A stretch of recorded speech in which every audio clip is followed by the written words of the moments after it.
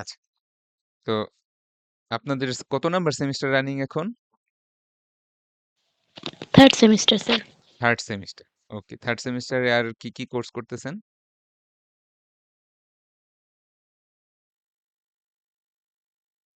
Sir একটু দেখে জানাচ্ছি।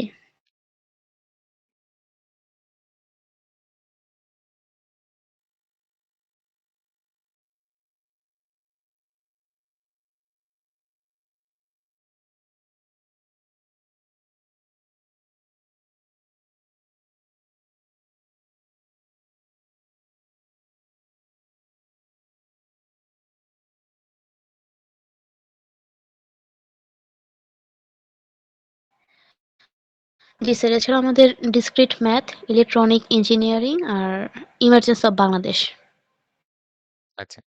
তো সাবজেক্টগুলো রয়েছে। এর মধ্যে যে discrete math, emergence of Bangladesh, তো ওটাও হিউম্যানিটিজ এর কোর্স।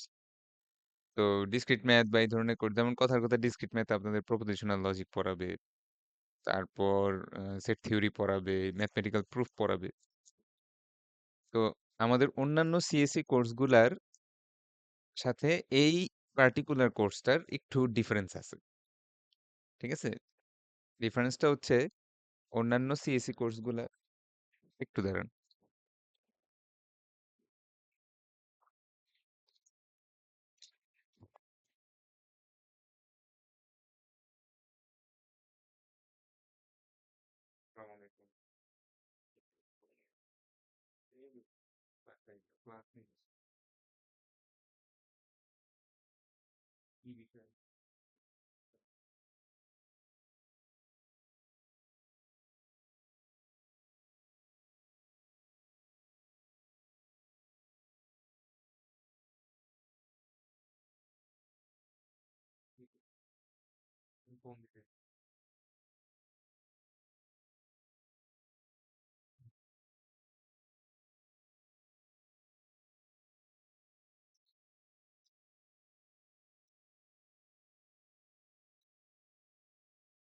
আচ্ছা, তো যেটা বলতেছিলাম যে আমাদের অন্যান্য যে কোর্সগুলা আমরা করি, সেগুলার প্রশ্নের উত্তরগুলা থাকে অবজেক্টিভ সিস্টেম।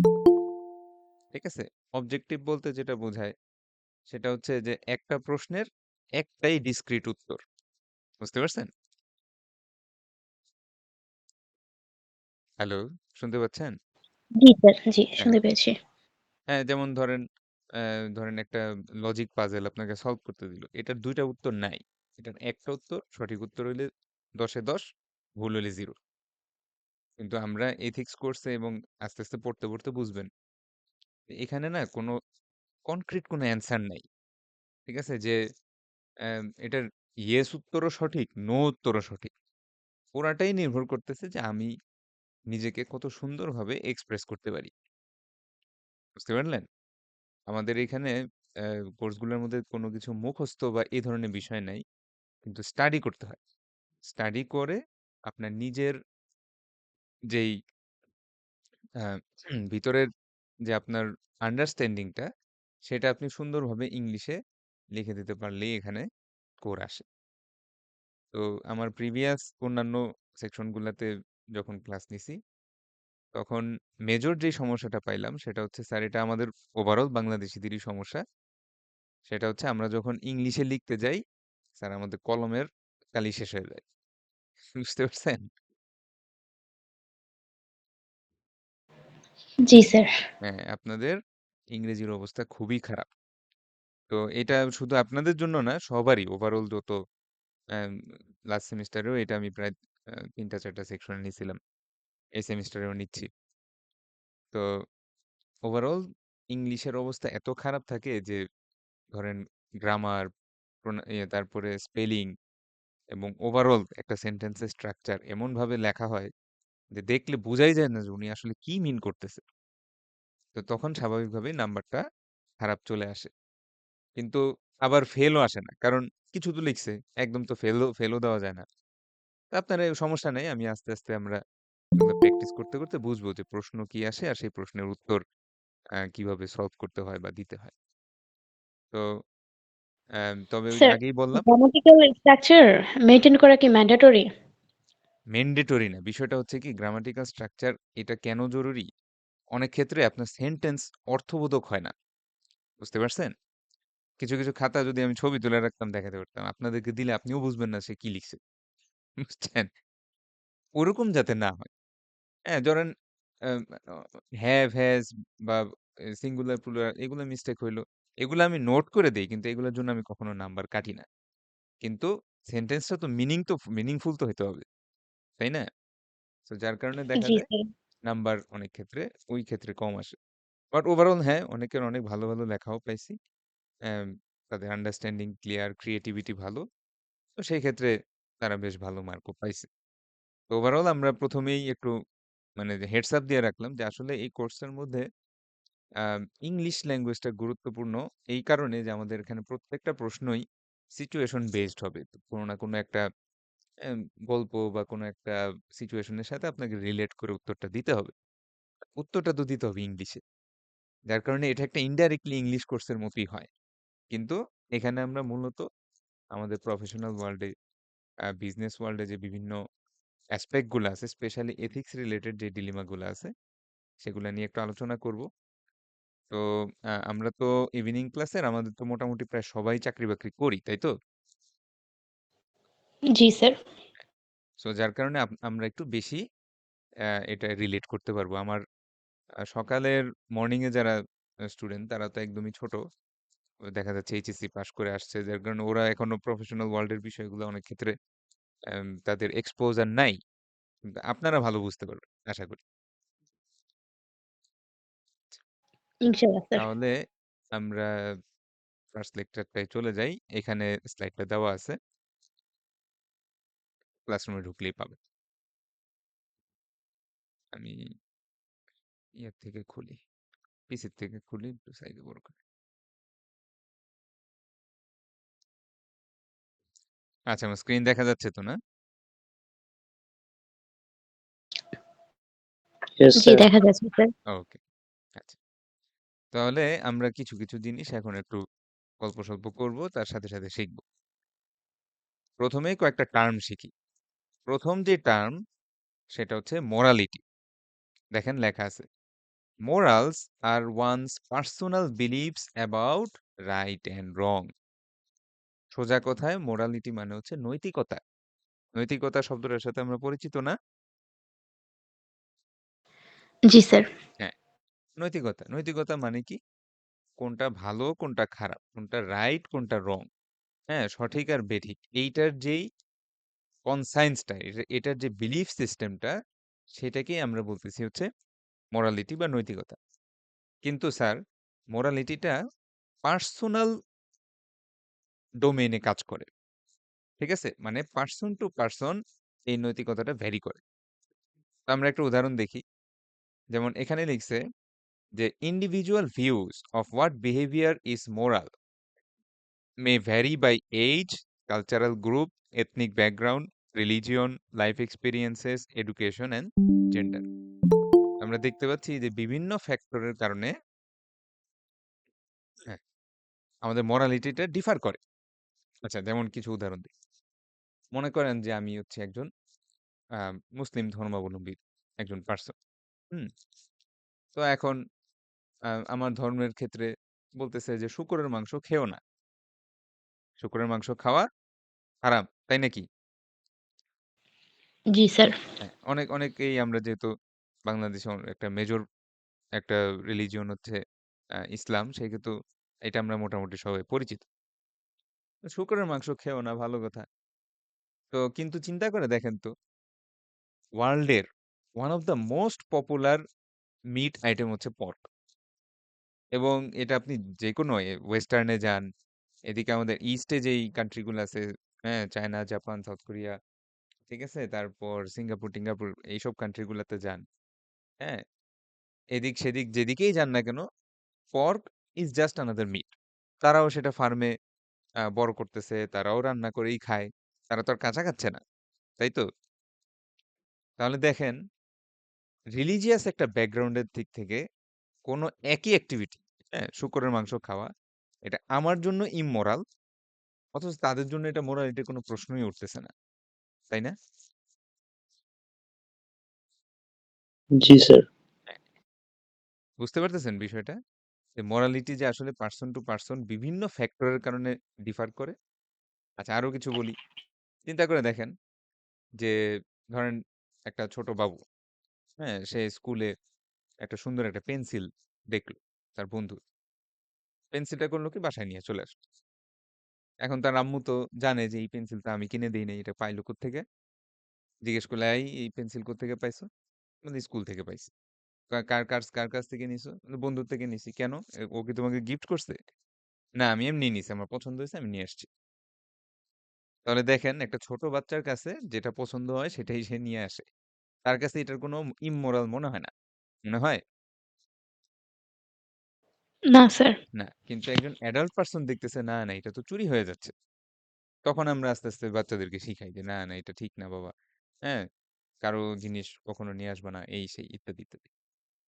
অর্থাৎ মোরালিটির ব্যাপারটা হচ্ছে অনেক ক্ষেত্রেই পার্সোনাল বিলিফ সিস্টেম। বুঝতে পারছেন? আচ্ছা। জি স্যার। তাহলে এবার চলে আসি হচ্ছে ইথিক্সে। ইথিক্সের ব্যাপারটাও same. Is a set of beliefs about right and wrong behaviour. কিন্তু এইটার রেঞ্জটা আরেকটু বড়। উইদিন এ সোসাইটি বা আমি অনেক ক্ষেত্রে বলি একটা জেনারেল রিজিয়নে। যেমন একটু চিন্তা করে দেখেন যে আমাদের বাংলাদেশ, ইন্ডিয়া, পাকিস্তান এদিকে আশেপাশে যেই রিজিয়নটা আছে এটার মোটামুটি কিন্তু রাইট অর রং বিহেভিয়ারের ব্যাপারগুলো সেম। তাই না? জি স্যার, মোটামুটি অনেকটাই। কিন্তু অনেক, অনেক কিছুই সেম। আচ্ছা, যেমন জি। একটা উদাহরণ দেই।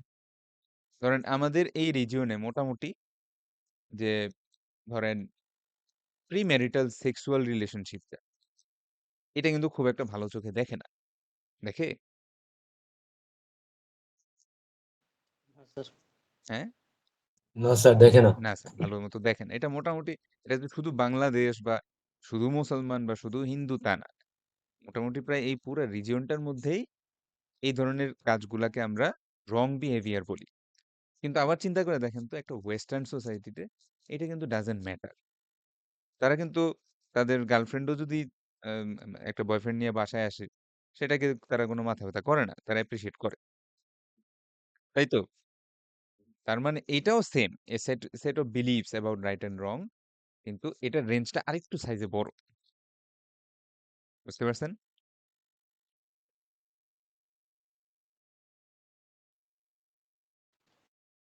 হ্যালো? জি স্যার, বুঝতে পারছি। হ্যাঁ, হ্যাঁ। কথা বলেন, সমস্যা নাই। আমরা আমরা এখানে এই কোর্সে অনেক কথা বলব। অনেক কিছু আপনাদের থেকে শুনবো। আমি যে খালি বকর, বকর করব তা না। বুঝতে পারছেন? এটা মোটামুটি একটা আ ফান অ্যাক্টিভিটি অনেক কিছুই আপনারা দেখবেন যে আমাদের লাইফের সাথে রিলেটেবল। স্পেশালি যখন আমরা সামনে প্রফেশনাল হুম, টপিক গুলা নিয়ে আলোচনা করব। Virtues. Virtues are habits that incline people to do what is acceptable. Vices are habits of unacceptable behavior. সোজা কথা স্যার। ভার্চুস মানে ও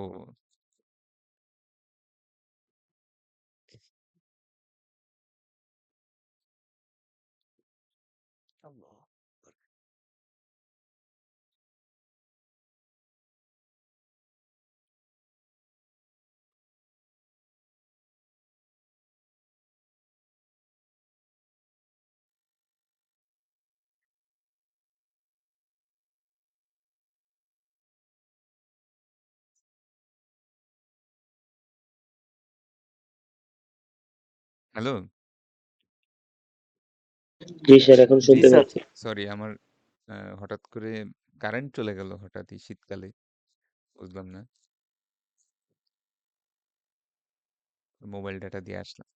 আচ্ছা যাই হোক, তো যেটা বলতেছিলাম যে ভার্চুস মানে হচ্ছে স্যার সোজা কথায় সৎ গুণ। আর ভাইস মানে বদগুণ। বুঝতে পারছেন? অর্থাৎ যেই ধরনের গুণাবলীকে আমরা ভালো বলি সেগুলো হচ্ছে ভার্চুস আর খারাপ গুণগুলো হচ্ছে ভাইস। তাহলে স্যার আপনারা কিছু ভালো গুণের নাম বলেন তো। ২-১ টা ভালো গুণের নাম বলেন তো।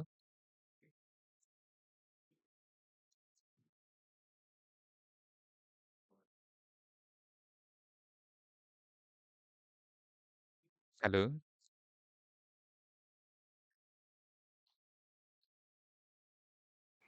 স্যার এই শুনতে মুহূর্তে পাচ্ছেন? তো মনে পড়ছে না। স্যার কি বলবো যেকোনো স্যার, ভাল ভালো গুণে না? হ্যাঁ, ভালো কিছু গুণ, ভালো গুণাবলী, কিছু ভার্চুজ এর নাম বলেন। যেকোনো মানে কিছু। সত্য ভালো কথা গুণের বলা। মধ্যে হ্যাঁ, স্যার সত্য কথা বলা, হ্যাঁ, ফার্স্ট অফ ট্রুথফুলনেস। অল বলতে পারি স্যার, অন্যের হক মারে না, বা যেটা আচ্ছা স্যার হ্যাঁ, আপনি প্রথম অন্যের হক মারে না এক্সাম্পল মানে দিচ্ছেন, ফেয়ার। চুরি করে না আর কি। হ্যাঁ, চুরি করে না মানে ফেয়ার। ঠিক আছে? সৎ, জি অনেস্ট, স্যার। অনেস্টি। আর কি আছে? আরো ২-১ টা বলেন। আর স্যার বিপদে মানুষকে কাউকে হেল্প সাহায্য করে স্যার, করা এটাও স্যার। স্যার একটা ভালো কাউকে গুণ। হেল্প করা। নেভার হ্যাঁ, refrain himself from helping others, হ্যাঁ, ওই এটাও তো। স্যার একটা ভালো গুণ। হ্যাঁ, ভালো গুণ। আরো কিছু বলেন, অন্যরাও বলেন। স্যার ৫ ওয়াক্ত নামাজ পড়াও তো একটা ভালো গুণ, তাই না? রিলিজিয়াস অ্যাক্টিভিটি হ্যাঁ, ধরা যেতে পারে। ভালো গুণ। জেনারেলাইজ করব না। কারণ মনে করেন যে পার্টিকুলার আমরা কোনো রিলিজিয়ন বা কোনো একটা পার্টিকুলার বিলিফ সিস্টেম নিয়ে আমরা একটু আলোচনা কম করব। বুঝতে পারছেন? জেনারেলাইজ থাকবো, হ্যাঁ? আরো অন্যান্য?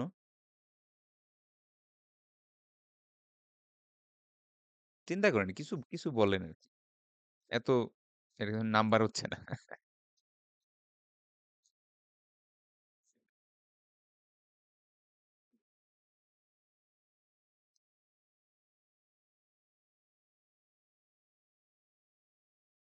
আচ্ছা তো মোটামুটি আমরা আ ২-৪ টা দেখলাম। লাইক সত্য কথা বলা পাইলাম, ফেয়ারনেস পাইলাম, অনেস্টি পাইলাম। তারপরে আ ডিভোউট টু রিলিজিয়ন পাইলাম। স্যার হুম? সাহসী স্যার, সাহসী, তারপরে হ্যাঁ, স্যার হ্যাঁ, পেশেন্স, সাহসী, এগুলো ব্রেভ, স্যার ব্রেভ, করতে পারে। ব্রেভফুলনেস এটাও তারপর আছে। স্যার পেশেন্স, শ্রম দেওয়া, ধৈর্য। ধৈর্য, কোনো হ্যাঁ, ভালো জায়গায় পেশেন্ট, এসে শ্রম দেওয়া। হ্যাঁ, হ্যাঁ। হ্যাঁ, ভলান্টিয়ার। আরেকজন বলেন। কি জানি বলতেছিলেন স্যার? সাব্বির আহমেদ।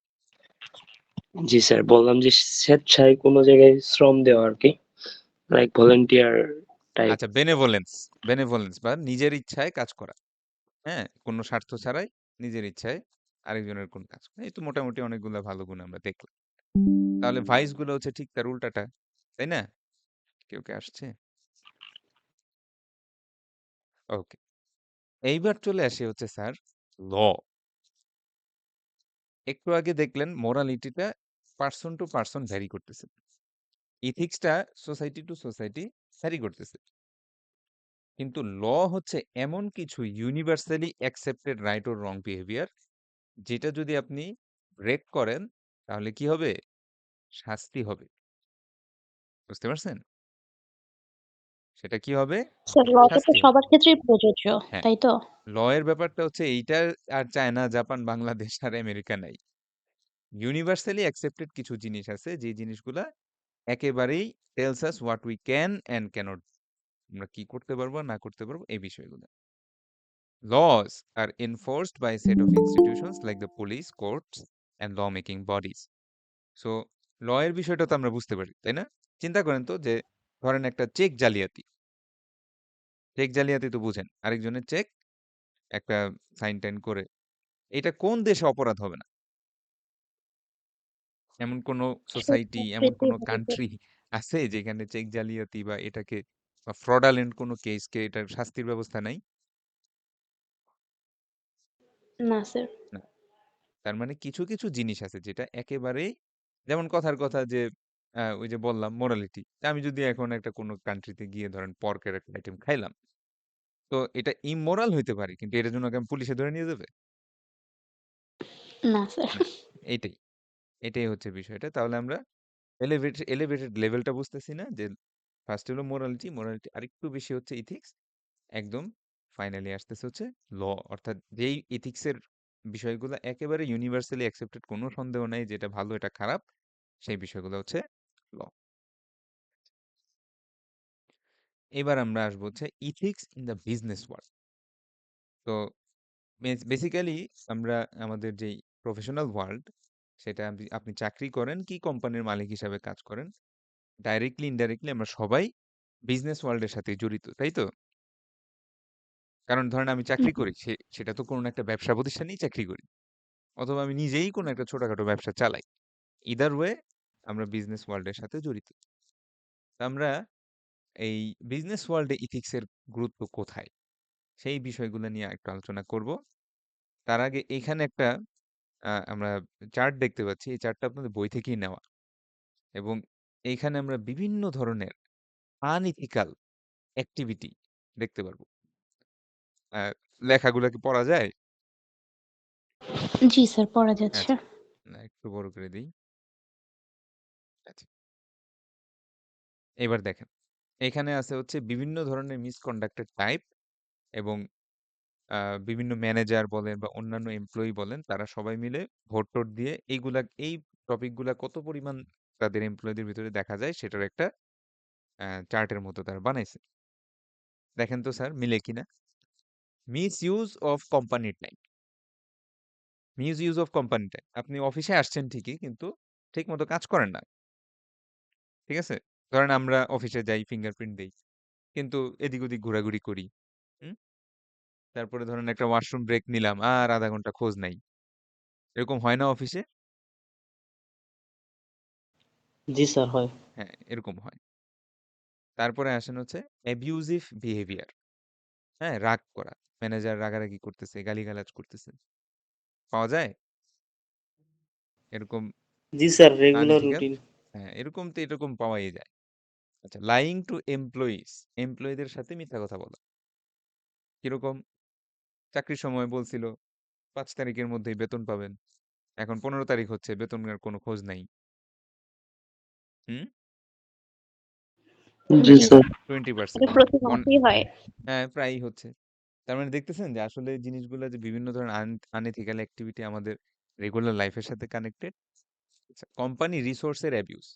কোম্পানি আপনাকে একটা আ দিল, একটা ল্যাপটপ দিল। ভালো একটা ল্যাপটপ দিল কাজের জন্য। এই ল্যাপটপ নিয়ে আপনি কি করেন? বাসায় বসে, বসে গেম খেলেন। করে এরকম? অথবা ধরেন জি স্যার, তারপরে কোম্পানি কোম্পানি গাড়ি দেয়, সে গাড়ি নিয়ে স্যার ঘুরবেন। হ্যাঁ, গাড়ি দিয়ে নিজের কাজ করে। ধরেন কোম্পানি আপনাকে কোনো কাজে ৳১৫০০ মোবাইলে রিচার্জ করলো। আপনি এটা দিয়ে গার্লফ্রেন্ডের সাথে ধুমায় কথা বলতেছেন। হুম? এরকম পাওয়া যায় না? জি স্যার। হ্যাঁ, এরকম পাওয়া যায়। আচ্ছা।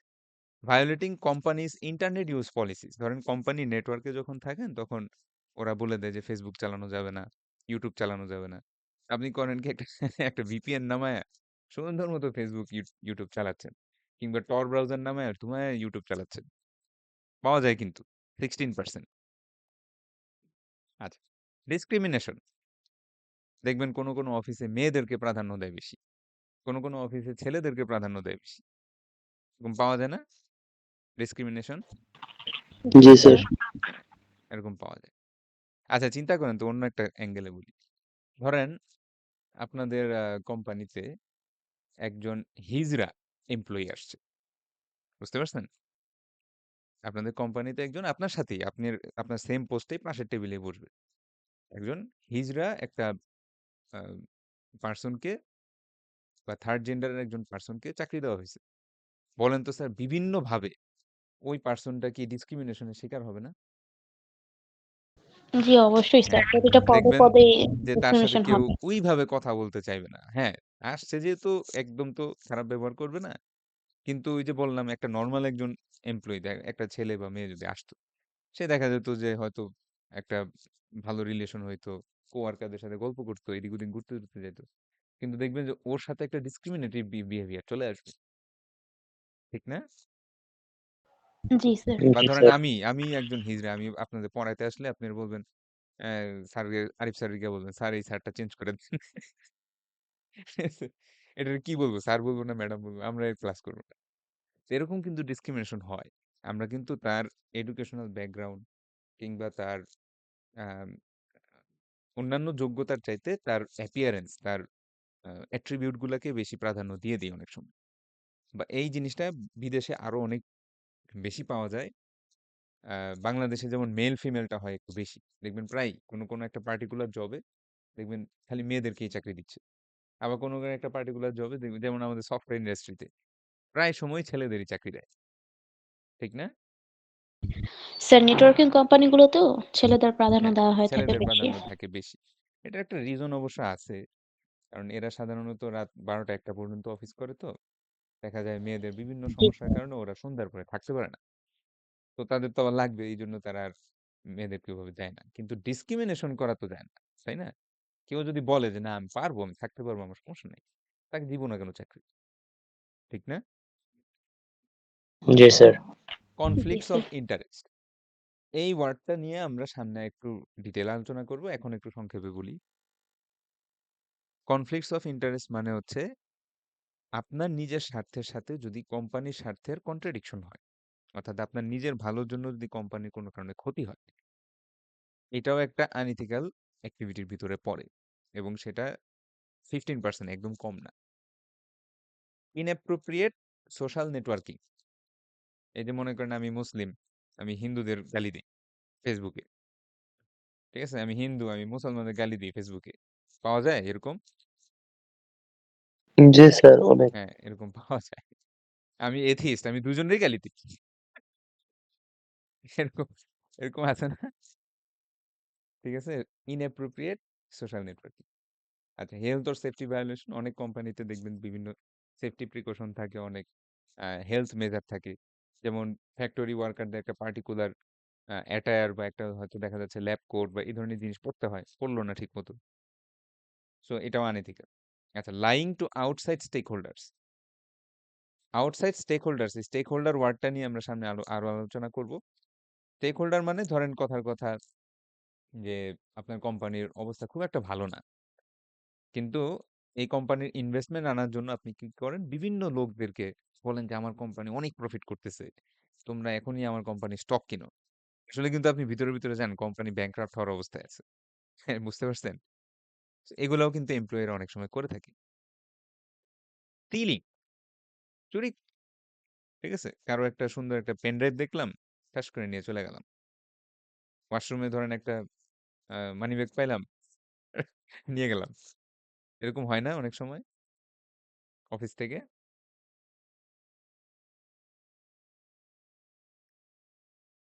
বা চিন্তা করেন যে এগুলা বাদ দেন, এগুলা তো দামি জিনিস। বৃষ্টির সময় একটা ছাতা পাইলেও মানুষ নিয়ে যায় অফিস থেকে। ঠিক আছে, এরকম হয় না? জি স্যার। হ্যাঁ, জি। একটা ছাতা পেলেও স্টিলিং করে নিয়ে চলে যাচ্ছে। 12%। Falsifying time reports or hours work. অনেক জায়গায় আওয়ারলি পে করে বা ওভার টাইমে একটা আলাদা পেমেন্ট থাকে। তখন অনেকেই কি করে ওখানে লেখে, আরে লিখে দিই 4 ঘন্টা কাজ করছি বা এত ঘন্টা কাজ করছি, বেশি বলে দিই, তাহলে আমার পেমেন্ট আসবে। তো falsifying time reports or hours work. তো আমরা দেখতে পাচ্ছি যে এমপ্লয়িরা বিভিন্ন ধরনের মিসকন্ডাক্টের সাথে জড়িত থাকে এবং এটা কিন্তু মানে আমাদের পার্সোনাল লাইফেও আমরা রিলেট করতে পারি, তাই তো? জি স্যার। আচ্ছা, তো এই ধরনের আনএথিক্যাল অ্যাক্টিভিটি গুলার মানে কিভাবে প্রিভেন্ট করা যায় বা এটা আসলে বিজনেসের জন্য কিভাবে ডেঞ্জার হইতে পারে, এই বিষয়গুলো নিয়ে আমরা মূলত এই পুরা সেমিস্টারের আলোচনা করব। এছাড়াও আরো অনেক টপিক আছে, আহ, সামনের দিনগুলোতে আপনারা দেখতে পারবেন। তো একটু এখানে যে আমাদের টাইম কতদূর আছে, 26 মিনিট। আচ্ছা, এটা ফ্রি লিংক তো 1 ঘন্টার বেশি থাকে না। এটা যখন শেষের দিকে যাবে আমি আরেকটা লিংক দিব, ওই লিংকে জাস্ট ক্লিক করে চলে যাবেন, ঠিক আছে? ঠিক আছে স্যার। আর আমি ওটা গুগল ক্লাসরুমেও দিয়ে দিব, সমস্যা নেই। আচ্ছা, তো এইবার চলে আসি হচ্ছে সিএসআর, কর্পোরেট সোশ্যাল রেসপন্সিবিলিটি। এই ওয়ার্ডটা আগে কে কে শুনছেন একটু বলেন তো?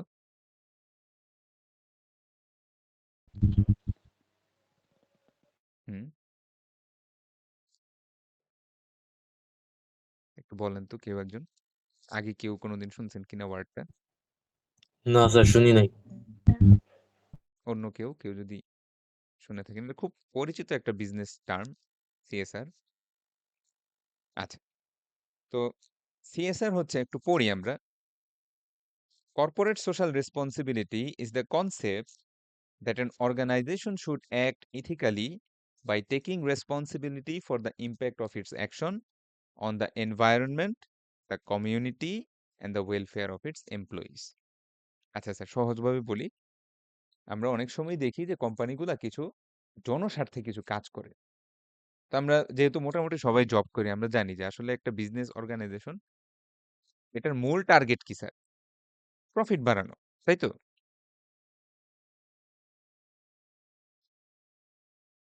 জি স্যার। তাই না? প্রফিট বাড়ানো। অর্থাৎ মানে যত বেশি ইনকাম করা সম্ভব। বাট আমরা দেখি প্রায় সময়ই যেমন একটা উদাহরণ দেই।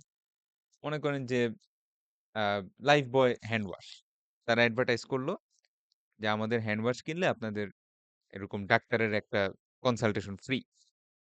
হ্যাঁ? এই নাম্বারে ফোন দিয়ে আপনি ডাক্তারের সাথে কথা বলতে পারবেন এবং ওষুধপত্র নিতে পারবেন। এরকম আমরা অ্যাডভার্টাইজ দেখি না অনেক সময়?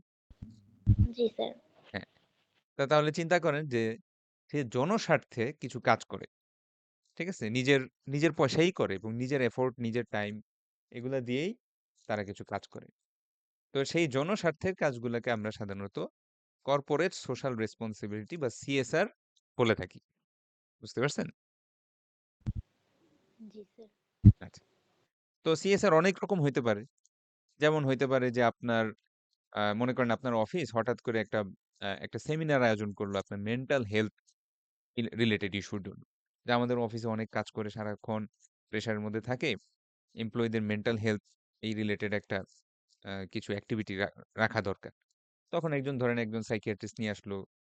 সবার সাথে একটু ওয়ান টু ওয়ান ওই সাইকিয়াট্রিস্টের একটা সেমিনার করলো। আপনার কোম্পানি সাইকিয়াট্রিস্টকে টাকা পয়সা দিল। তো এটাও একটা সিএসআর অ্যাক্টিভিটি হইতে পারে। বুঝতে পারছেন?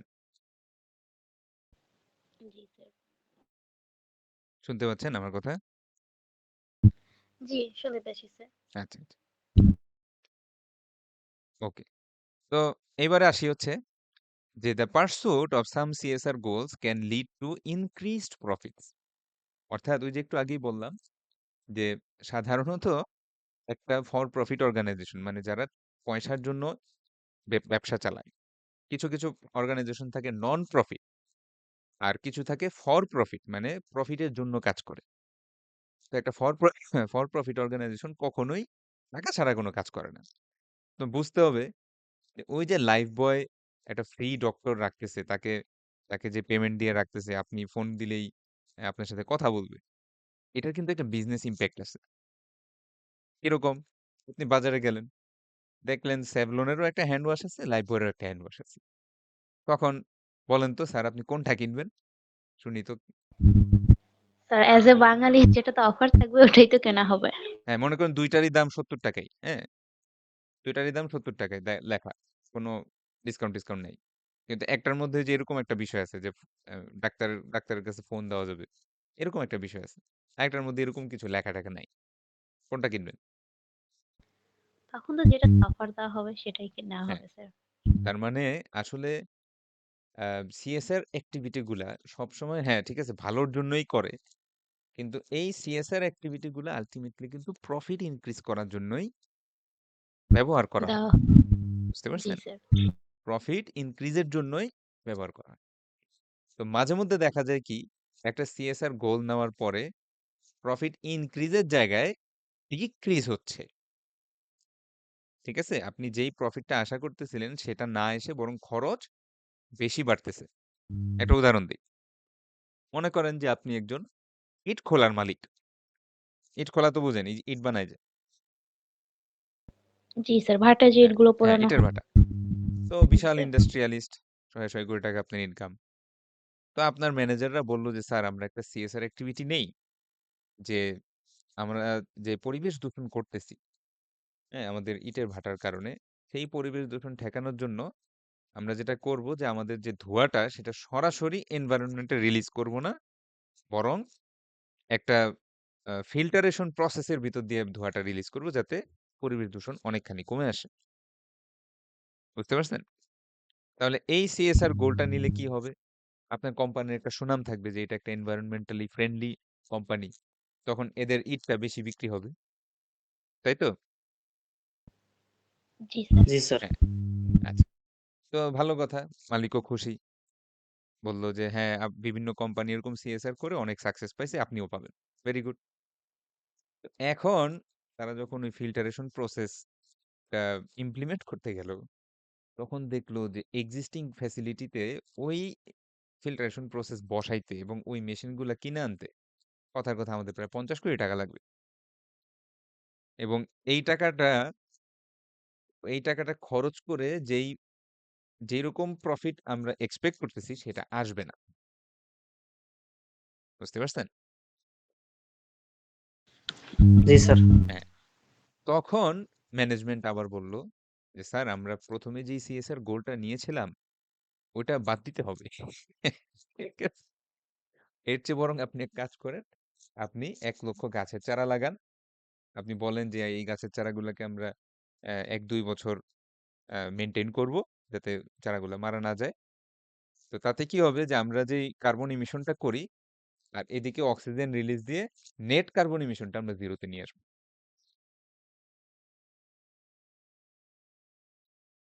বুঝতে পারছেন? জি স্যার।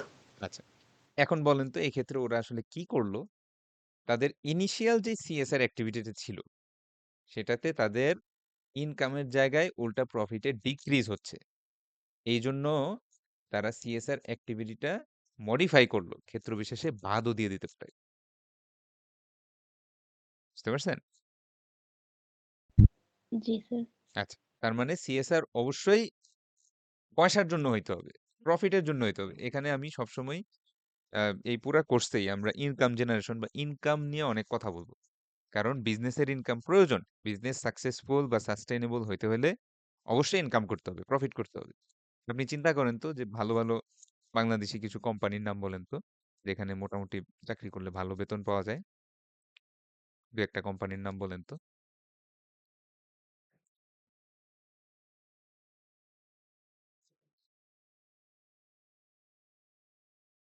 শুনতে পাচ্ছেন? জি, শুনতে পেয়েছি স্যার। হ্যাঁ, ২-১ টা কোম্পানি ভালো, ভালো কোম্পানি যেখানে ভালো বেতন দেয়।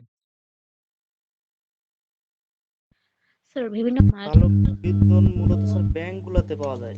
স্যালারি অফার করে আচ্ছা থাকে। ১ টা এছাড়াও ২ টা ব্যাংকের নাম বলেন, যেখানে ভালো বেতন স্যার পাওয়া যায়। যেমন ইসলামী ব্যাংক, ডাচ আচ্ছা বাংলা ধরেন ব্যাংক। ইসলামী ব্যাংক একটা কোম্পানি। আরো অন্যান্য?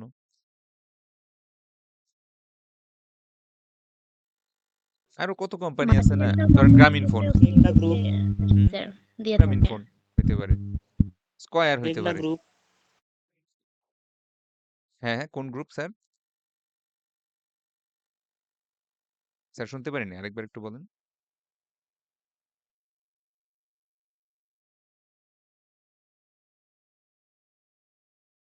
হ্যালো?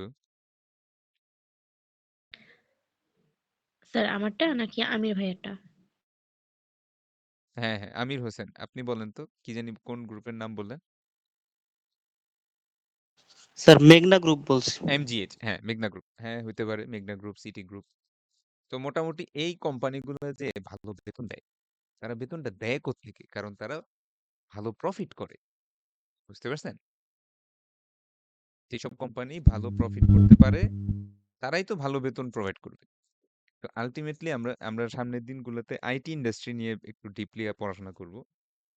ইনকাম না হলে কিন্তু স্যার আমাদের এমপ্লয়িদেরও বেতন নাই। সো আমরা সবসময় চেষ্টা করব যে এথিক্স এ থাকবো ঠিকই। এথিক্স এর মধ্যে থেকে আমরা ইনকাম জেনারেশন করে নিয়ে আসবো। বুঝতে পারছেন? জি স্যার। ওকে। এবার আসি হচ্ছে এই অংশটুকু যে why fostering corporate social responsibility and good business ethics is important. এই জিনিসটা আপনারা বই থেকেও একটু কষ্ট করে পড়বেন। বইয়ের পড়ার ব্যাপারে একটা জিনিস একটু বলে দিই। আমরা মোটামুটি 3rd সেমিস্টারে আছি। সো আর্লি আছি। এই জিনিসটা সম্পর্কে আপনাদের ক্লিয়ার আইডিয়া থাকা দরকার। স্যার, এই যে জিনিসটা দেখতেছেন আপনার সামনে পিপিটিটা, এইটা কোনো স্টাডি ম্যাটেরিয়াল না। কি বলছি স্যার? স্টাডি ম্যাটেরিয়াল না। হ্যাঁ, এইটা পড়ার কিছু না। এইটা মূলত আমার জন্য। আমি এটা একটা, একটা করে পয়েন্ট দেখব এবং আপনাদেরকে বুঝাবো। আপনাদের পড়ার জায়গা হচ্ছে বই, টেক্সট বুক। বুঝতে পারছেন? তো আপনারা যখন স্টাডি করবেন, টেক্সট বইয়ে চলে যাবেন। ঠিক আছে? টেক্সট বইয়ে গিয়ে দেখবেন, পড়ে, পড়ে দেখবেন যে এখানে একেকটা পয়েন্ট ছোট, ছোট করে প্যারাগ্রাফ করে ব্যাখ্যা করছে। সেইখানে কি লেখা? কারণ আপনি যদি না পড়েন, আপনার লেখা ভালো হবে না। বুঝতে পারছেন? এগুলো তো ইংলিশে লেখা। আমি যে বুঝাচ্ছি এটা তো বাংলায় বুঝাচ্ছি। আপনি যদি ধরেন কথার কথা gaining the goodwill of the community. আমি একটা বুঝাইলাম। ঠিক আছে? কিন্তু এটা লিখলে তো পরীক্ষায় নাম্বার আসবে না। আপনাকে ইংলিশে সুন্দর করে লিখতে হবে। এজন্য একটু, একটু করে পড়বেন। বুঝতে পারছেন? আর ভিতরের সমস্ত টার্ম আমি বুঝায় বলব। সহজ করে বুঝায় বলব। বইয়ের আর থেকে নিজের পড়ে ভাষায় লিখবেন। নিজের মতো করে জি, হ্যাঁ, নিজের ভাষায় লিখবেন। এখানে কোনো মুখস্থের জায়গা নেই। বুঝতে পারছেন? কোনো ঠিক মুখস্থের আছে স্যার। প্রয়োজন নেই। সো বইয়ের ভিতরে একটু, একটু করে যাবেন। এটা এটা একটা ইম্পোর্টেন্ট প্রশ্ন। এটা আমি লাস্ট সেমিস্টারে কোনো একটা পরীক্ষায় দিয়েছিলাম। তো যাই হোক, তো হ্যাঁ, প্রশ্ন বা উত্তর কি এগুলো নিয়ে আমরা পরে আলোচনা করব। এখন আপাতত জাস্ট চিল মুডে থাকে। তো যেটা বলতেছিলাম যে সেটা হচ্ছে যে কিভাবে গুড বিজনেস এথিক্স আপনার কোম্পানির জন্য প্রফিট নিয়ে আসতে পারে। অর্থাৎ একটা বিজনেসের ভিতরে যদি এথিক্যাল প্র্যাকটিস গুলা থাকে, অর্থাৎ রাইট অর রং এর মধ্যে রাইট গুলা যদি তারা বেশি করে থাকে, তাহলে তারা কিভাবে ইনকাম করতে পারে, তাদের ভালো ইনকাম জেনারেশনের রাস্তাটা কিভাবে। প্রথমেই দেখি gaining the goodwill of the community. Sir এখানে একটা ওয়ার্ড লেখা আছে গুডউইল, এটার বাংলা মিনিং কে বলতে পারবেন? কেউ একজন একটু বলেন তো স্যার। সুনাম। সুনাম। গুডউইল শব্দের অর্থ হচ্ছে সুনাম। আচ্ছা স্যার, যখন একটা কোম্পানি এথিক্যাল পদ্ধতিতে বিজনেস করে, তখন সেই কোম্পানিটার একটা গুডউইল কমিউনিটির মধ্যে ছড়ায় যায়। একটা উদাহরণ দেই, যেমন আপনি শুনলেন যে কোনো একটা পার্টিকুলার কোম্পানিতে হ্যাঁ মোটামুটি ওয়ার্ক লাইফ ব্যালেন্স ভালো, বেতন সময় মতো দিয়ে দেয়, তারপরে ম্যানেজারদের ব্যবহারও ভালো। বলেন তো স্যার, যখন এই কোম্পানির জব ওপেনিং হবে, তখন এটাতে কি পরিমাণ মানুষ ইন্টারেস্টেড থাকবে? অনেক থাকবে স্যার। হ্যাঁ, অনেক থাকবে। এবং যত ইউনিভার্সিটির যত ভালো ভালো স্টুডেন্ট, যত ব্রিলিয়ান্ট পোলাপান এবং এক্সপিরিয়েন্স লোকজন যাই আছে না কেন, তারা সবাই এই ধরনের কোম্পানিগুলা জব ওপেনিং হলে সেগুলোতে চাকরি করার জন্য অ্যাপ্লাই করবে। তো স্বাভাবিকভাবে একটা কোম্পানি যখন ভালো এমপ্লয়ি পায়, তারা তাদের ওয়ার্কের কোয়ালিটিও ভালো হয়, আর ওয়ার্কের কোয়ালিটি ভালো হলে আস্তে আস্তে তাদের ইনকামও বেড়ে চলে আসে, ঠিক না? আচ্ছা, জি এইবার চিন্তা করেন উল্টাটা, যেটা আমাদের নিচে লেখা আছে, অ্যাভয়েডিং আনফেভারেবল পাবলিসিটি। এমন একটা কোম্পানি শুনলেন যে এই কোম্পানিতে গেলে হ্যাঁ আপনার এসএসসি এইচএসসি সার্টিফিকেট আটকায় রাখবে, হ্যাঁ তারপরে বলছে 5 তারিখের মধ্যে বেতন দিব, 20 তারিখে বেতন দিবে, তারপরে ম্যানেজার ইচ্ছা মতো খারাপ ব্যবহার করে, ঠিক আছে, রাত 12টা 1টা পর্যন্ত আটকায় রাখবে। এরকম কোম্পানিতে মানুষ চাকরি করে, এখন করতে তো হয়, না পারতে করে আর কি, ঠিক না? জি স্যার। হ্যাঁ, আমরাও অনেক ক্ষেত্রে এরকম বিভিন্ন কোম্পানিতে চাকরি করি, আমরাও করি, আমাদের পার্সোনাল লাইফেও করি। যে কি করবো এখন, না করলে তো, বেকার থাকলে তো একটা টাকাও ইনকাম নেই, কিছু তো করতে হবে, এই জন্য দেখা যায়। কিন্তু মনে রাখবেন এইসব কোম্পানি কোনোদিন ভালো ছাত্র রিটেন করতে পারে না। ভালো স্টুডেন্ট হয়তো চাকরি নেয়, কিন্তু একটা অপরচুনিটি পাওয়ার সাথে সাথে সেই কোম্পানি ছেড়ে দেয়, ঠিক না? স্যার, আবার অনেকে আছে যে এক্সপেরিয়েন্স এর জন্য থেকে যায়। খুব বেশি দিন থাকে না, ওই যে বললাম, তার স্বার্থ পূরণ হওয়ার সাথে সাথে, যতটুকু হচ্ছে হ্যাঁ, একদম এক্সপেরিয়েন্স সাথে দরকার সাথে ওর হচ্ছে এসএসসি সার্টিফিকেট আটকে রাখবে, সে এসএসসি সার্টিফিকেট ফালাই দিয়ে চলে আসে, বোর্ডের থেকে আবার তুলে নেয়। এরকম আমি দেখছি, এরকম বেশ কিছু কোম্পানি আছে। আচ্ছা, second, creating an organization that operates consistent consistently. Consistency শব্দটার অর্থ কি? কনসিস্টেন্সি ধারা বজায় রাখা স্যার, এমন ধারা বজায় কিছু। রাখা বা ধারাবাহিকতা। বিজনেস ওয়ার্ল্ডে ধারাবাহিকতা খুবই ইম্পর্টেন্ট। একটা বিজনেস অর্গানাইজেশন, চিন্তা করেন যে আপনি, কথার কথা, আপনি দারাজে হুম আপনি একটা কিছু অর্ডার করলেন, একটা উদাহরণ হিসেবে বললাম, daraz.com একটা কিছু অর্ডার করলেন। তা আপনি দেখলেন যে মোটামুটি 3 দিনের মধ্যেই সব সময় আপনি কনসিস্টেন্টলি দারাজের অর্ডারটা রিসিভ করতেছেন। বুঝতে পারছেন? যখনই আপনি অর্ডার দেন তার 3 দিনের মধ্যেই জিনিসটা বাসায় আসে, ঠিক আছে? তো তখন হয় কি, আপনার একটা ট্রাস্ট বিল্ড আপ হয়, আপনি একটা এস্টিমেট করতে পারেন যে, আচ্ছা আমার কোনো কারণে যদি কোনো একটা জিনিস 3 দিনের মধ্যে দরকার পড়ে, সেটা আমি দারাজ থেকেই কিনতে পারি, ঠিক না? জি স্যার। আচ্ছা, এখন ধরেন কোনো এরকম যদি দারাজ এখন করতো যে অর্ডার করলাম, কোনোদিন একদিনেই পাইছি, কোনোদিন 7 দিনেও পাই না, কোনোদিন প্রোডাক্ট হারায় যায়, ঠিক আছে? ঠিক মতো আসে না, অন্য অ্যাড্রেসে চলে যায়। নানান ধরনের ঝামেলা যখন ফেস করবেন, ২ থেকে ৩ বার করার পর তারপরে আপনি কি করবেন? আল্টিমেটলি ওই বিজনেস অর্গানাইজেশনের সাথে বিজনেস বন্ধ করে দিবেন। বুঝতে পারছেন? অর্থাৎ আনইথিক্যাল কোম্পানিগুলা কনসিস্টেন্টলি কাজ করতে পারে না। এবং যেসব কোম্পানির মধ্যে গুড বিজনেস এথিক্স বজায় থাকে তারা মোটামুটি কনসিস্টেন্ট থাকে। এই কারণে তাদের বিজনেস ডিলও বজায় থাকে। ইনফ্যাক্ট আরো বাড়তে থাকে। তাদের রেপুটেশনের কারণে তাদের বিজনেস ডিলগুলা আরো বাড়তে থাকে। ওকে? জি। আচ্ছা। তারপরে দেখি protecting the organisation and its employees from legal action. এইবার চলে আসি হচ্ছে ওই যে ল এর ব্যাপারে। অনেক সময় কোম্পানিগুলা নিজের প্রফিটের জন্য আচ্ছা একটু দাঁড়ান, আমাদের মনে হয় টাইম বেশি নাই। ৯ মিনিটের জি। মধ্যে শেষ হয়ে যাবে। আমি একটা নতুন লিংক দিচ্ছি। আপনারা ওই লিংকটায় জয়েন করেন। ঠিক আছে স্যার। এটা লিভ নিয়ে নিব স্যার? না, এখন না, এখন না। একটু পরে। আগে লিংকটা দেই তারপরে। ঠিক আছে স্যার।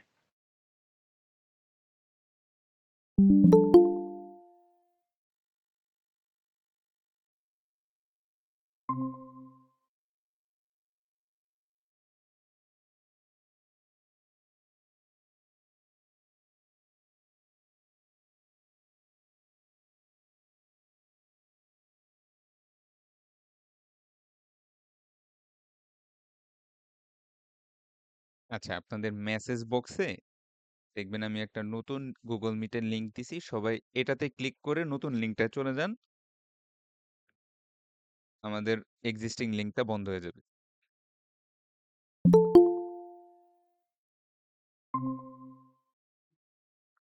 সবাই নতুন লিংকটায় চলে যান। মেসেজ বক্সে পিন করা আছে।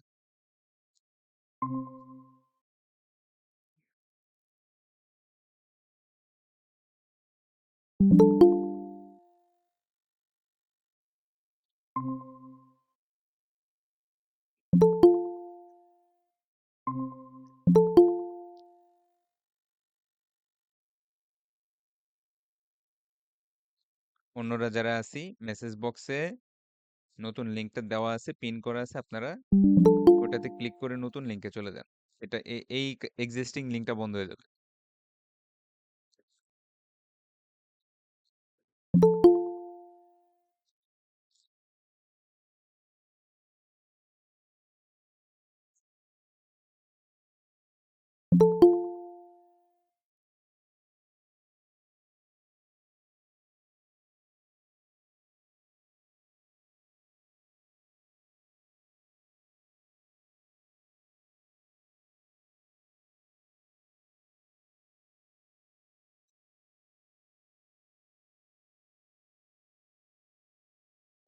অন্যরা যারা আছি এখনো এটাতে যাই নাই, চলে আসেন।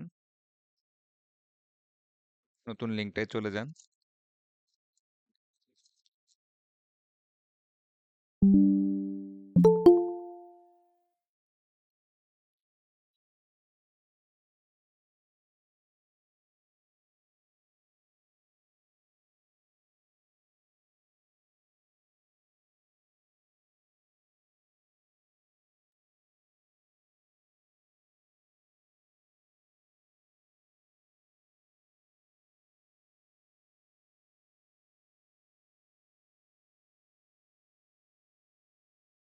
আচ্ছা, আমি এটা অফ করে দিচ্ছি। এরপর থেকে গুগল ক্লাসরুমে দিয়ে দিব, সমস্যা নেই।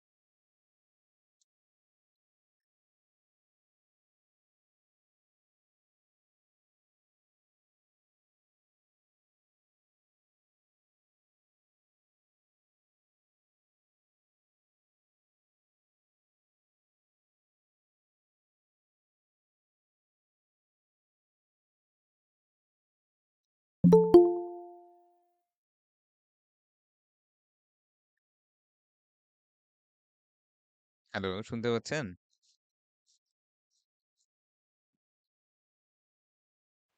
জি, শুনতে পাচ্ছি স্যার। ওকে।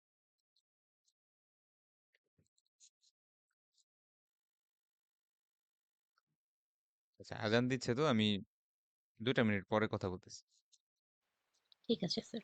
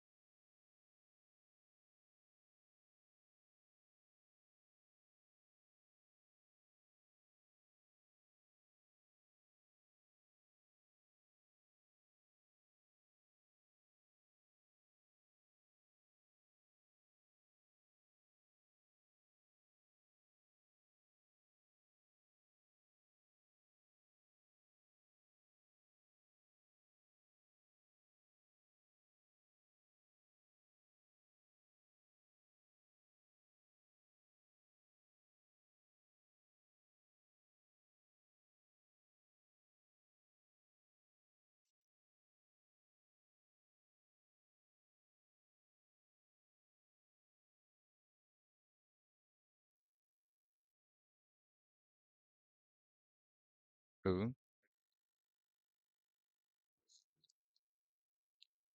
আচ্ছা, জি স্যার। শুনতে পাচ্ছেন তো না? জি।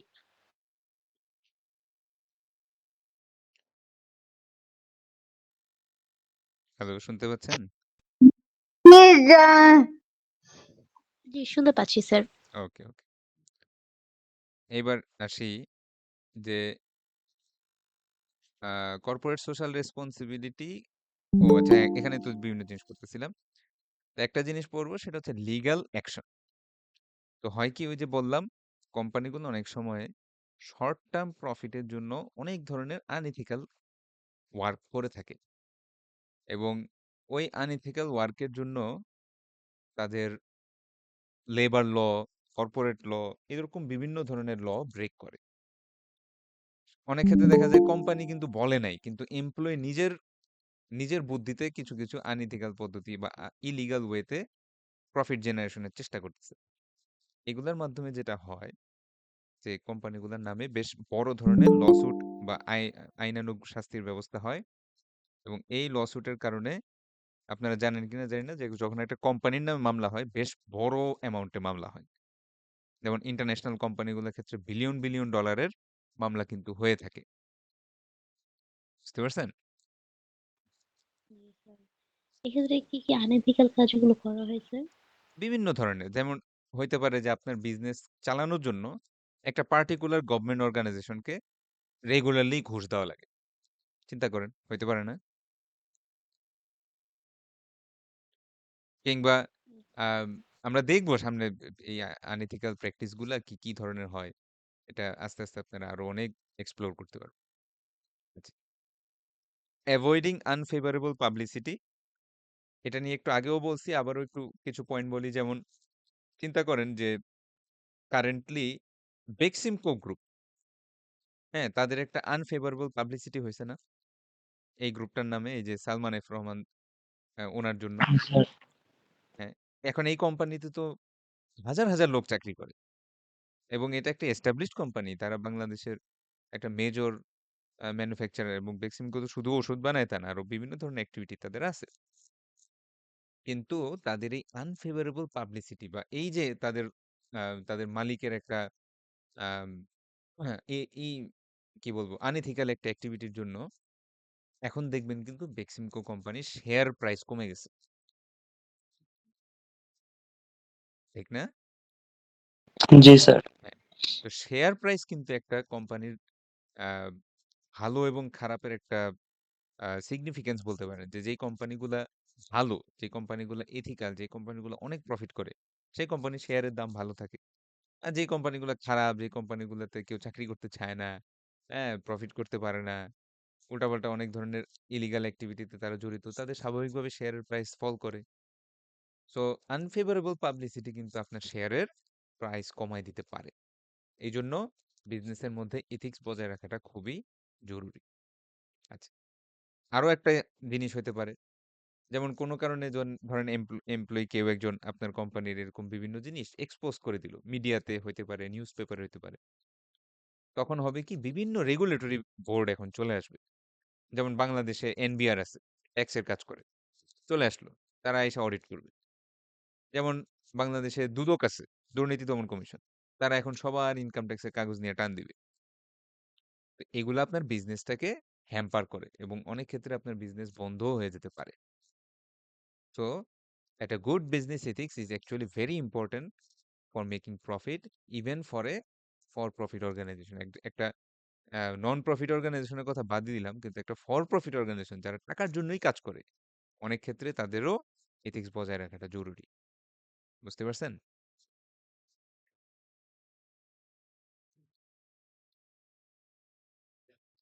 জি স্যার, বুঝতে পেরেছি।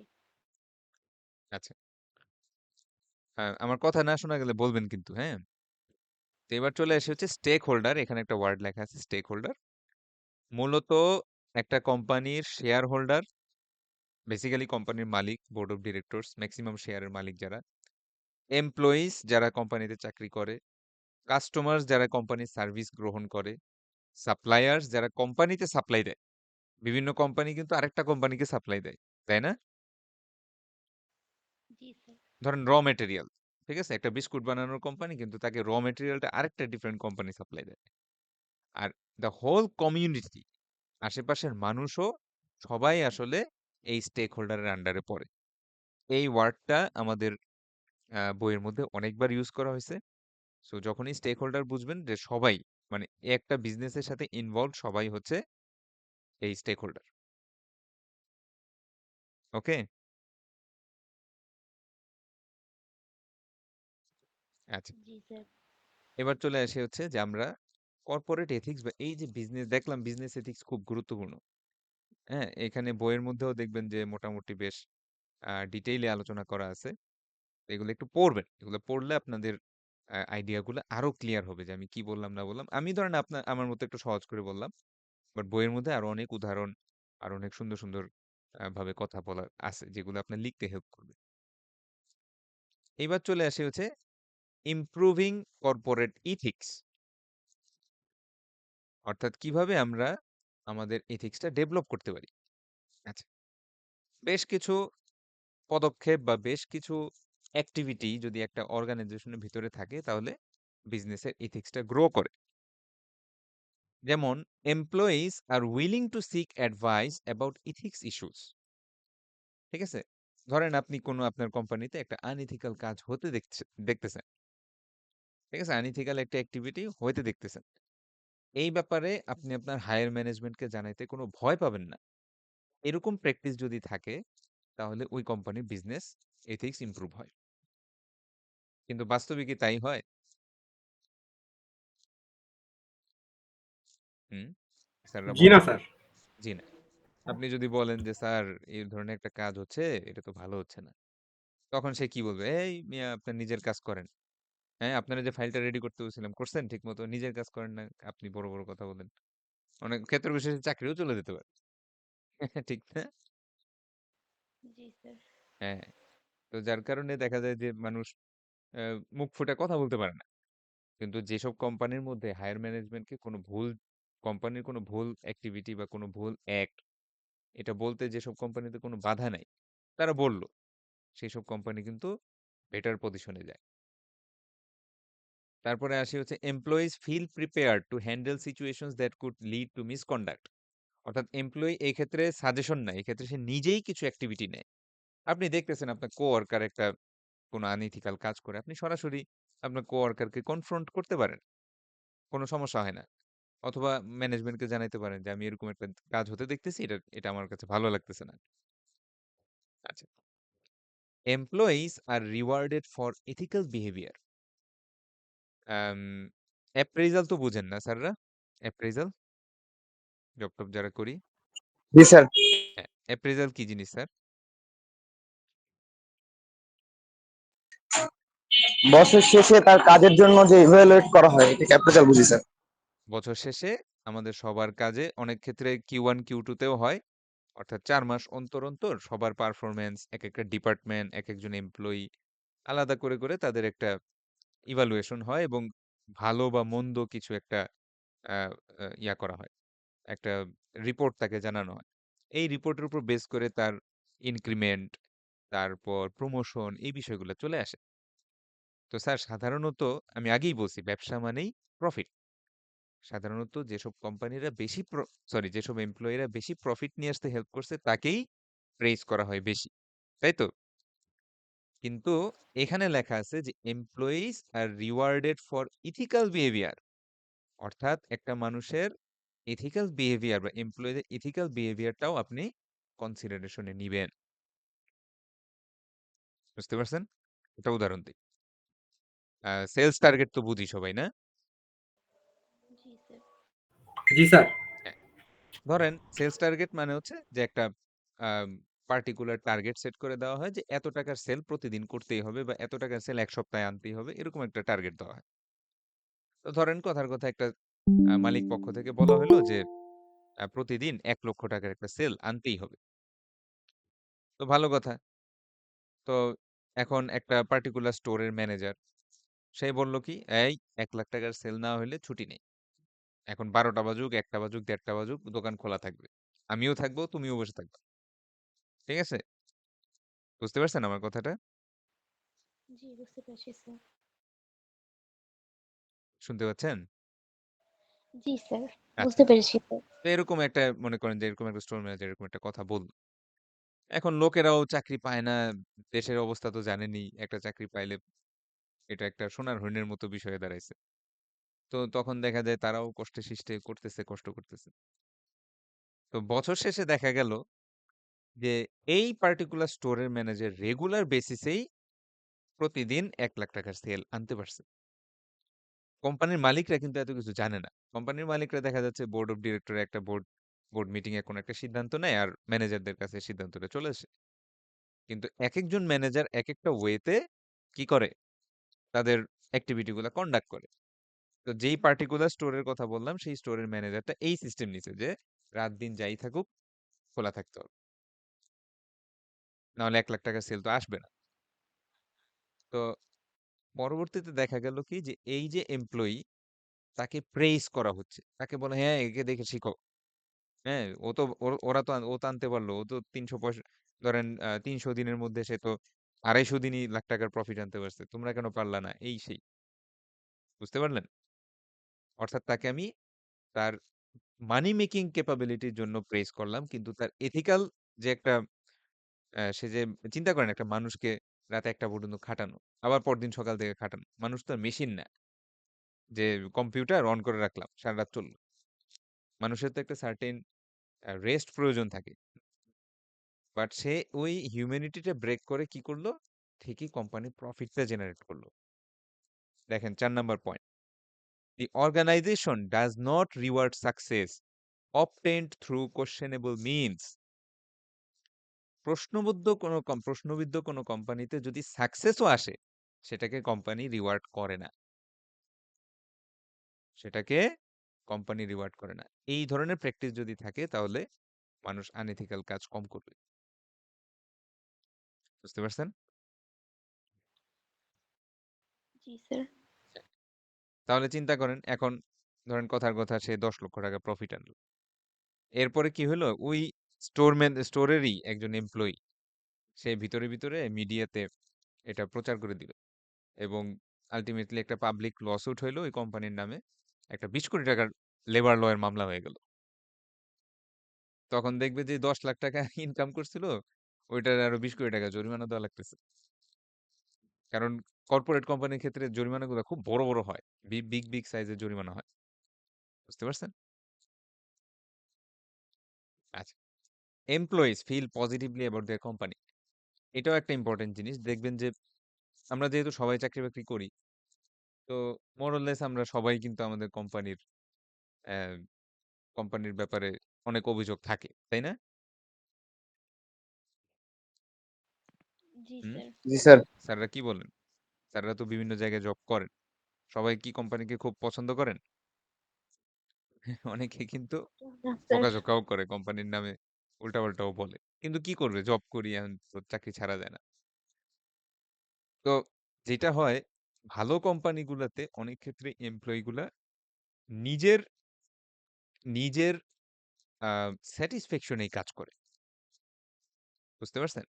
অর্থাৎ সে যখন দেখে যে সে একটা বিষয়ে যখন একটা একটা ইথিক্যাল বিষয়ে কনসার্ন যখন প্রকাশ করলো, তাকে তার চাকরি খেয়ে দিল না বা তাকে বকা দিল না, বরং তাকে অ্যাপ্রিশিয়েট করলো। হ্যাঁ? তার কোম্পানির ভিতরে আস্তে এথিক্স ইমপ্রুভ হচ্ছে। এই জিনিসগুলা যখন একজন এমপ্লয়ি দেখে, এক্সপেরিয়েন্স করে, তখন সে কোম্পানির জন্য তার মোর অ্যান্ড মোর এফোর্ট দিতে শুরু করে। কারণ আল্টিমেটলি মনে রাখবেন মালিক তো আর বসে কাজ করবে না। তাই না? একটা কোম্পানির কাজ এমপ্লয়িরাই করবে। তো এমপ্লয়িরা যদি তাদের এফোর্ট দিয়ে কাজ করে, তাহলে কিন্তু বিজনেস ডেভেলপ হইতে বাধ্য। বুঝতে পারছেন?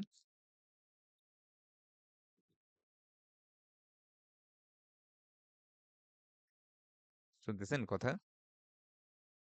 জি স্যার। হ্যাঁ, জি স্যার। ওকে। এবার চলে আসি হচ্ছে যে কর্পোরেট আচ্ছা আরো আরো কিছু পয়েন্ট যে অ্যাপয়েন্ট এ কর্পোরেট এথিক্স অফিসার। আপনারা একজন রেসপেক্টেবল সাধারণত এথিক্স অফিসার দেখা যায় যে কোম্পানিরই সিনিয়র ম্যানেজমেন্ট কেউ একজনকে বানানো হয় যিনি কোনো অ্যাক্টিভিটি যদি দেখে যে আনএথিক্যাল হচ্ছে সেই ব্যাপারে তাদেরকে স্মরণ করায় দিবে। হ্যাঁ, অনেকটা এইচআর এর মতো। এইচআর তো বুঝি আমরা, নাকি? এইচআর? জি স্যার। হ্যাঁ, এইচআর মানে হচ্ছে যে যেই ডিপার্টমেন্টটা সাধারণত কোম্পানির হায়ারিং প্রসেসে, তারপর আ কোনো ধরনের ছুটি ছাটা বা এই বিষয়গুলাতে লিভ পলিসি বলেন, অ্যাটেন্ডেন্স বলেন, এগুলা নিয়েও কাজ করে। আবার এট দ্য সেম টাইম তারা ধরেন কেউ একজন অফিসে রাগারাগি করলো। দেখবেন সন্ধ্যার সময় এইচআর দুজনকেই ডাকাইছে। কি হইলো? কেন ঝগড়া হইলো? হ্যাঁ, এরকম একটা বিষয় থাকে। তো অনেক ক্ষেত্রে আ কোম্পানিরই কোনো সিনিয়র ম্যানেজমেন্টের একজন কাউকে এরকম এথিক্স অফিসার নিয়োগ দেওয়া হয় এবং সে কোম্পানির ওভারঅল এথিক্স ডেভেলপমেন্টের পিছনে কাজ করে। আচ্ছা, ethical standards set by the board of directors. অনেক পক্ষে মালিক পক্ষ অনেক ক্ষেত্রে এথিক্যাল স্ট্যান্ডার্ড সেট করে দিতে পারে। তবে সেক্ষেত্রে একটা বিষয় থাকে যে মালিক নিজেই যদি আনইথিক্যাল থাকে, হুম? সালমান এফ রহমান যদি এখন যতই ভালো, ভালো কথা বলুক, কেউ কেউ নিবে? গুরুত্ব সহকারে নিবে? বলবে, "আপনি তো চোরেরও বাপ। আপনার কি কথা শুনবো?" তো অনেক ক্ষেত্রে দেখা যায় যে বোর্ড অফ ডিরেক্টরদের নিজেদের যদি এথিক্যাল প্রোফাইল ভালো থাকে, তখন তারা একটা এথিক্যাল স্ট্যান্ডার্ড সেট করে দিতে পারে। আমরা দেখব সামনের দিনে। Establishing A corporate code of ethics. Corporate code of ethics বলতে বোঝায় কিছু লিখিত ফরম্যাটে কিছু এথিক্সের এথিক্সের কিছু রুলস। এইটা রিডিং লেখা আছে পাশে, আমি এটা আপনাদের দেখাচ্ছি একটু পরে। কন্ডাক্টিং সোশ্যাল অডিটস, আপনারা চাইলে সোশ্যাল মিডিয়াতে কিংবা লিঙ্কডইন, তারপর গ্লাসডোর বা এই ধরনের যেই কমন প্ল্যাটফর্মগুলো আছে সেই প্ল্যাটফর্মগুলোতে অডিট চালাইতে পারেন যে আপনাদের এমপ্লয়িরা অ্যানোনিমাসলি, যেমন এই যে আমরা দেই না, স্যারদের টিচার্স ইভালুয়েশন রেটিং দিছি না লাস্ট সেমিস্টারে, জি স্যার। অ্যানোনিমাসলি। ওখানে কিন্তু কোনো স্যার জানে না যে কত, আমরা জাস্ট খালি দেখতে পাই যে আমার কিরকম কত পার্সেন্টেজ আসছে। হ্যাঁ, এটা হচ্ছে অনেকটা আমরা যেমন ছাত্রদের নাম্বার দিই, ছাত্ররাও আমাদেরকে একটা স্কোর দেয়। তো এরকম আপনি সোশ্যাল অডিট চালাইতে পারেন বিভিন্ন ইস্যুতে। এগুলোও বিজনেস এথিক্স ইমপ্রুভ করে। Requiring employees to take ethics training. Ethics training বলতে বোঝায় এই যে আমি আপনাদের সামনে যে এথিক্স এর ব্যাপারে আলোচনা করতেছি, বা সোনারগাঁও ইউনিভার্সিটি যে আপনাদের জন্য একটা কোর্স আয়োজন করছে, তো আপনার কোম্পানিও এরকম একটা সেমিনার আয়োজন করতে পারে। ধরেন কথার কথা ঢাকা ইউনিভার্সিটির একজন ফিলোসফির একজন প্রফেসর আসলেন বা একজন সাইকিয়াট্রিস্ট আসলেন। হ্যাঁ, তারা এসে এই এথিক্স এর ব্যাপারে বিভিন্ন প্র্যাকটিক্যাল বিষয়ে কথাবার্তা বলতে পারে। যেমন আপনাদের বইয়ের মধ্যে একটা উদাহরণ দেওয়া আছে, মটোরোলা কোম্পানিতে। মটোরোলা তো চিনেন, ফেমাস, হচ্ছে they are famous for their networking equipments, mobile ফোনও বানায়। তো মটোরোলা তারা প্রতি ৩ বছর পর পর তাদের এমপ্লয়ীদেরকে একটা করে এথিক্সের ট্রেনিং তাদেরকে নিতে হয়, প্রতি ৩ বছর পর পর। তো এরকম একটা এথিক্সের ট্রেনিং যদি হয়, এথিক্স নিয়ে যদি তারা লেখাপড়া করে, তখন তাদের ভিতরেও এথিক্সের যে কনসাইন্সটা সেটা গ্রো হয় এবং স্ট্রং ভাবে they feel positively about their ethical consideration about their activities. Then চলে আসে হচ্ছে including ethical criteria in employee appraisals. এই কথাটা আগেও বলছি, এমপ্লয়ি যখন অ্যাপ্রেজাল আসবে, যখন Q1 Q2 Q3 তে একটা এমপ্লয়ি প্রমোশন বলেন, ইনক্রিমেন্ট বলেন, এসব যখন কনসিডারেশনে হবে, শুধু তার মানি মেকিং ক্যাপাবিলিটিটা গুরুত্ব সহকারে না দেখে তার এথিক্যাল অ্যাক্টিভিটিটাও বা এথিক্যাল ক্রাইটেরিয়াটাও ইনক্লুড করতে হবে। তাহলে আপনার বিজনেসের এথিক্স ডেভেলপ করবে। তো আমরা অনেক ধরনের পয়েন্ট দেখছি, এই পয়েন্টগুলো নিয়ে আপনারা একটু পড়াশোনা করবেন, বইয়ের মধ্যে আছে। এখানে সব দরকার নাই। এখানে একটা ইম্পর্টেন্ট বিষয় হচ্ছে আমাদের বইটা তো আমেরিকান টেক্সট বুক। এখানে অনেক কিছু আছে যেটা আমেরিকান রিলেটেড, আম আমাদের সাথে খুব একটা যায় না। তবে যেগুলা যায় সেগুলা থেকে একটু, একটু করে বোঝার চেষ্টা করবেন। ওকে? কিছুই মুখস্থ জি করতে স্যার। হবে না। ঠিক আছে স্যার। ওকে, এইবার হচ্ছে আমরা একটু রিডিং পড়ব। আম কে পড়বেন? গোপালচন্দ্র দাস স্যার আছেন? জি স্যার। ওকে। স্যার একটু রিডিং পড়বেন আমার সাথে। Intel code of conduct. আমরা কোড অফ এথিক্স বলছিলাম না? তো জি ইন্টেলের নাম তো সবাই শুনছেন। ইন্টেল একটা ফেমাস কোম্পানি। তারা বিভিন্ন ধরনের মাইক্রোচিপ ম্যানুফ্যাকচারের সাথে জড়িত। তো তাদের কোড অফ কন্ডাক্টটা ছোট আকারে দেওয়া আছে, আমরা একটু পড়ি। এখান থেকে পড়েন। দেখতে পাচ্ছেন? জি হ্যাঁ, একটু দেখতে পড়েন। পাচ্ছি। Since the company began, uncompromising integrity and professionalism have been the cornerstones of Intel's business. In all that we do, Intel supports and upholds a set of core values and principles. Our future growth depends on each of us understanding those values and principles and continuously demonstrating the uncompromising Uncompromising, the integrity uncompromising integrity. that is the foundation of our company. Good. আরেকটু পড়েন। The code of conduct sets the standard for how we work together to develop and deliver product, how we protect the value of Intel and its subsidiaries, সাবসিডিয়ারিজ, সাবসিডিয়ারিজ। subsidiaries, collectively known as Intel, and how we work with customers, suppliers, and others. All of us at Intel must abide by the code when conducting Intel related business. The code affirms our 5 principles of conduct. Conduct business with honesty and integrity.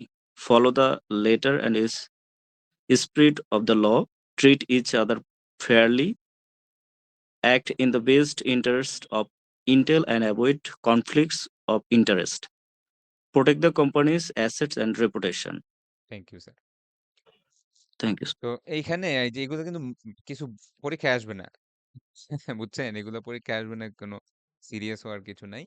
Just একটা উদাহরণ দিচ্ছি যে একটা company যখন code of ethics বা code of conduct ঠিক করে, তখন তাদের কোড অফ কন্ডাক্টটা দেখতে কিরকম হয়। তো দেখেন, এখানে ওরা বলছে যে ইন্টেল কোম্পানি তারা বলতেছে যে আমরা যাই করব না কেন, ঠিক আছে? যেটাই করি না কেন, আমাদের কাস্টমারের সাথে কোনো অ্যাক্টিভিটি, আমাদের সাপ্লায়ারদের সাথে কোনো অ্যাক্টিভিটি, আমাদের নিজেদের সাথে নিজেদের কোনো কাজ, যাই করব না কেন সেটা এই ৫টা প্রিন্সিপলের উপর বেস করে করব। এবং দেখেন এখানে কোনো কঠিন কথা লেখা নাই। কি বলা? Conduct business with honesty and integrity. Honest থাকতে হবে এবং ইন্টিগ্রেট থাকতে হবে। এটা কি খুব একটা কঠিন জিনিস? কাজে সৎ থাকতে হবে। এই follow the letter and spirit of the law. আইন ভঙ্গ করা যাবে না। কোনো কাজের মাধ্যমে এক্সিস্টিং দেশের কোনো আইন ভঙ্গ করা যাবে না। Treat each other fairly. একজন আরেকজনকে ফেয়ার ট্রিটমেন্ট করতে হবে। কোনো ডিসক্রিমিনেশন করা যাবে না। Act in the best interests of Intel and avoid conflicts of interest. অর্থাৎ যাই করি না কেন তাতে যাতে ইন্টেলের ভালো হয়। মানে ওই কোম্পানির, হ্যাঁ? পার্টিকুলার একটা কোম্পানি। তো এই ক্ষেত্রে ইন্টেল। যাই করি না কেন তাতে যাতে ইন্টেলের ভালো হয়। কোনো ধরনের কনফ্লিক্ট অফ ইন্টারেস্ট যাতে না থাকে। And finally protect the companies assets and reputation. কোম্পানির যত অ্যাসেট আছে এবং কোম্পানির যে সুনাম বা রেপুটেশন থাকে সেটা যাতে প্রোটেক্টেড থাকে। তাহলে চিন্তা করেন ওদের যে কোনো কাজ, ধরেন তারা ম্যানুফ্যাকচারিং ফ্যাসিলিটি হইলো, তাদের এমপ্লয়ি হায়ার প্রসেস হইলো, যাই হোক না কেন এই ৫টা পয়েন্ট যাতে কোনোভাবেই ব্রেক না করে। এটা তাদের কোড অফ কন্ডাক্ট। বুঝতে পারছেন স্যাররা?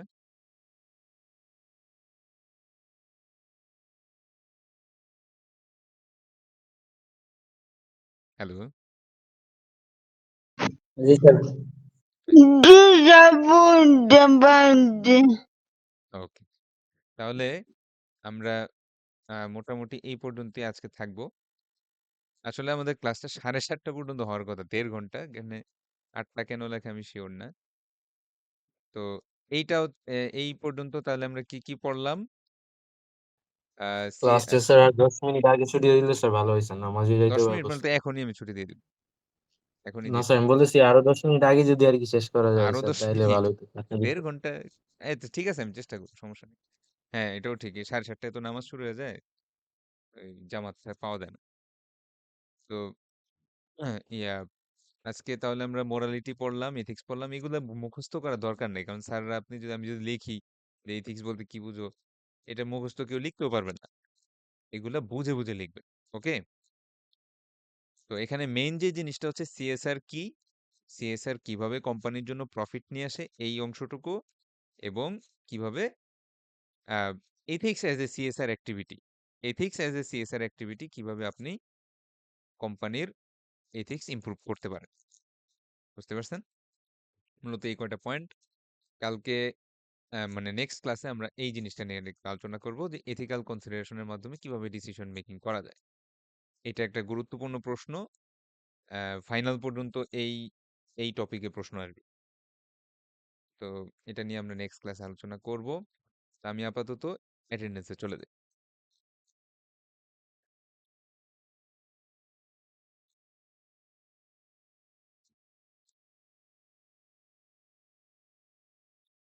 আচ্ছা, আমি নাম ডাকতেছি, একটু প্রেজেন্টটা দিবেন। Kamrun Nahar,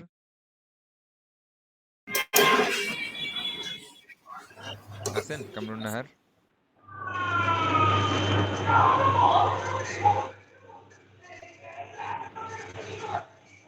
Yasmin Akter, Present, sir. মমতাহিনা হক জারিন, মমতাহিনা, মুসলিমা বিনতে আহসান,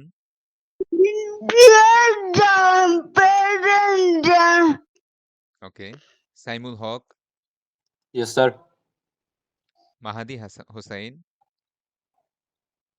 মাহাদি হোসাইন, স্যার মা দিয়ে তখন ক্লাস করছে, ওর তো কারেন্ট আচ্ছা চলে আচ্ছা গেছে। আচ্ছা, ঠিক আছে। Girishchandra Hawlader, yes sir. Mohammad Mehedi Hasan Pranto, yes sir. Mohammad Ragib Ishraq, Tanvir Ahmed, yes sir. Lamia Akter Runa, MD Jabed Omar, present sir. Sunita Rani Sarkar Swarna, Yes, sir. Mamun,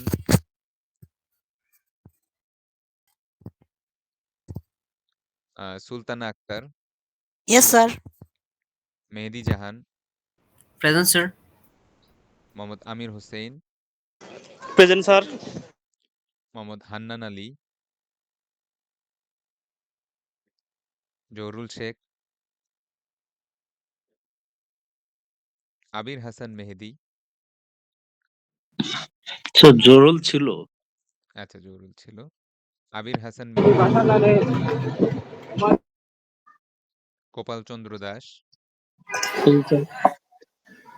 Mohammad Raisul Islam, Sabbir Ahmed Shifat, yes sir. Mohammad Moshiur Rahman, Mohammad Ataur Rahman, sir Moshiur Rahman ছিল। মশিউর রহমান ছিল, জি sir. Okay, Ataur Rahman, Mohammad Golam Mustafa, Yes, sir. MD Alamin, MD Zishan Mridha Shawon, Yes, sir. MD Mizan Ashraf, Mizan Ashraf, okay. কেউ আছেন অ্যাটেন্ডেন্স দেই নাই? মেসেজে দেখি। আচ্ছা, ঠিক আছে তাহলে। হ্যাঁ, স্যার। হ্যাঁ হ্যাঁ স্যার এই পিডিএফটা কি দিবেন স্যার, যেটা পড়াইলেন স্যার? হ্যাঁ, দেওয়া আছে, ক্লাসরুমে দেওয়া আছে। ক্লাসরুমে ঢুকলেই পাবে। বইটাও দেওয়া আছে, লেকচার 1টাও দেওয়া আছে, আর ক্লাস রেকর্ডিংটাও আমি দিয়ে দিব। হ্যাঁ, ওকে স্যার।